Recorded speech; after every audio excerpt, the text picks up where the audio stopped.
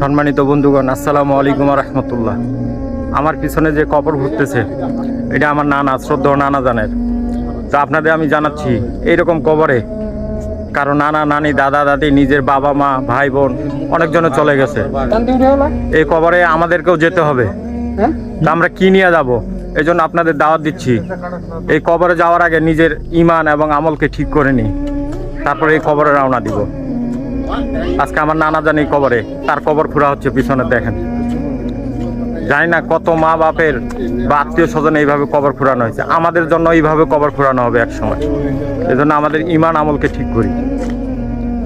আসসালামু আলাইকুম রহমতুল্লাহ। সম্মানিত বন্ধুগণ, আসসালামু আলাইকুম রহমতুল্লাহ।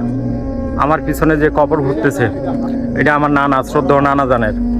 তো আপনাদের আমি জানাচ্ছি, এইরকম কবরে কারো নানা নানি দাদা দাদি নিজের বাবা মা ভাই বোন অনেকজনে চলে গেছে। এই কবরে আমাদেরকেও যেতে হবে। তা আমরা কি নিয়ে যাব? এই জন্য আপনাদের দাওয়াত দিচ্ছি, এই কবরে যাওয়ার আগে নিজের ইমান এবং আমলকে ঠিক করে নিই, তারপরে এই কবরে রওনা দিব। আজকে আমার নানা জানি কবরে, তার কবর খোঁড়া হচ্ছে পিছনে দেখেন। জানি না কত মা বাপের বা আত্মীয় স্বজন এইভাবে কবর খোঁড়ানো হয়েছে, আমাদের জন্য এইভাবে কবর খোঁড়ানো হবে এক সময়। এই জন্য আমাদের ইমান আমলকে ঠিক করি।